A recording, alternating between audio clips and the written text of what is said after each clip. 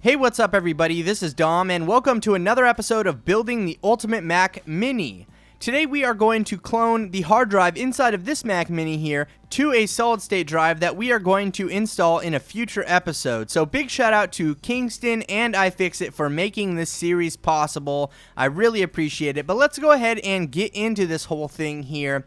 What we're going to use here is the target disk method of cloning. Now, if some of you aren't familiar with that, I will explain that later in the video here, but this is just one of the many ways that you can clone a hard drive to a solid state drive or a hard drive to a hard drive or any mixture of those type of cloning methods. We are going to use the target disk mode, and it makes it really easy because basically we are going to pull up this Mac Mini on another Mac to show up as an external drive. That way we can actually plug in the solid state drive via a USB enclosure into the Mac that we are using to clone this hard drive, and then we can go ahead and simply clone it by using disk utility. Very, very simple procedure. Like I said, there are many other ways to do this with this Mac Mini here, but this is my favorite. So we are going to use a Thunderbolt cable, as you see right here.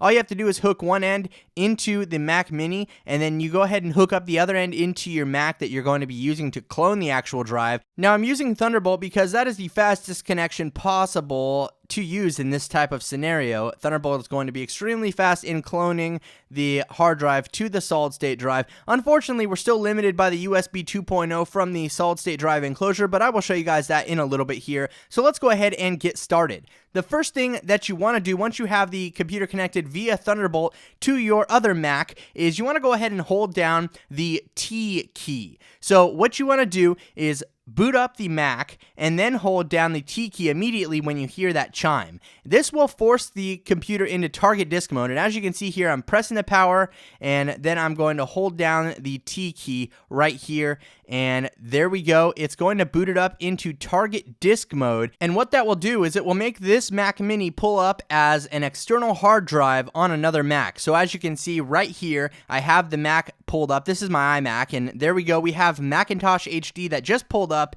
as an external drive, and now that is the actual Mac Mini's hard drive that we have pulled up, and we're going to click don't use for the time machine thing, but let's go ahead and jump in here, and as you can see, we have the complete file structure of the Mac Mini's hard drive pulled up inside of my iMac. So in my opinion, this is the easiest way to get this process going. Now, the next thing we're going to do here is take the external hard drive enclosure that came with the HyperX update kit that I got from Kingston, and we're going to put that solid state drive inside of this enclosure here, and then we can hook it up via USB to the iMac. From there, we'll be able to clone the contents of the hard drive within the Mac Mini over to the solid state drive. Now, like I said, we are kind of restrained by the data transfer capabilities of USB 2.0 in this little hard drive enclosure, but it's still not going to take very long. We're using the fastest connections possible via Thunderbolt and then over here to the solid state drive via USB 2.0. So what we want to do now that we have the solid state drive in that enclosure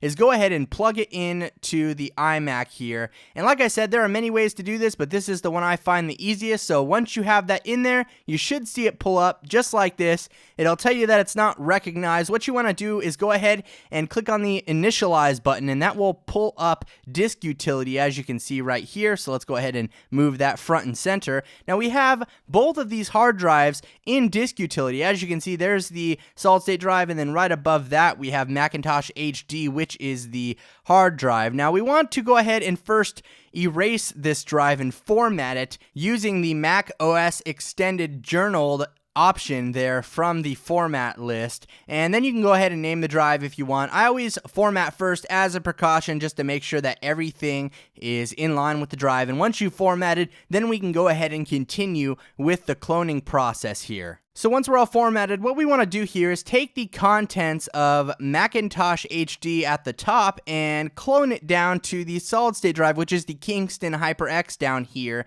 And the easiest way to do that in disk utility is to use the Restore tab. So go ahead and click on the Restore tab here at the top, and then what we want to do is make sure our source and destination is set up right. So the source is going to be Macintosh HD, which is that 1 terabyte drive, and then we want to make the destination in the solid state drive. So then we can drag the partition from that solid state drive down into destination, and as you can see here, it's letting you know that it's going to erase Macintosh HD and restore it with the contents of the 1TB drive. Obviously, this might be a little easier if you name the drive differently, which you can also choose to do so when you format the solid state drive. But once you go ahead and click erase, you can then enter in your password here to verify that you're the owner of this or whatever, and now you'll be on your way. As you can see, it's copying the blocks, and we have about 17 minutes remaining. This speed is definitely going to vary depending on your connection to the drive you're cloning and the drive you're cloning to, so keep that in mind. Now, I'm not going to make you sit through this entire cloning process, so let's just go ahead and speed this along here, and as you can see, we're all finished up now.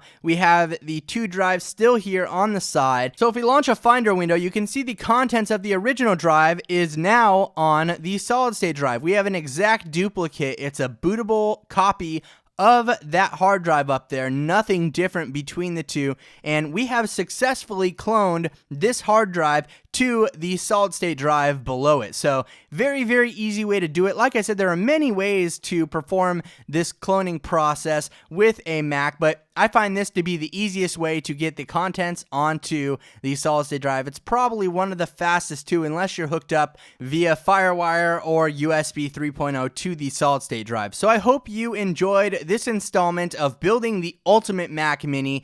The next video, we are going to be installing the solid state drive within this closure into the Mac Mini, effectively replacing the hard drive that's currently in it so that we can have faster read and write times on the Mac Mini and essentially make it a complete beast as far as performance goes. So stay tuned for the next installment of building the ultimate Mac Mini. I want to give another big shout out to iFixit and Kingston for sponsoring this series. It means a lot to me, and I appreciate all of the support from you guys. Be sure to hit that like button if you enjoyed this video. It really helps out the channel a lot, and also subscribe for more videos like this in the future. Let me know what you think in the comments section below. Thanks again for watching, everybody. This is Dom, and have a great day.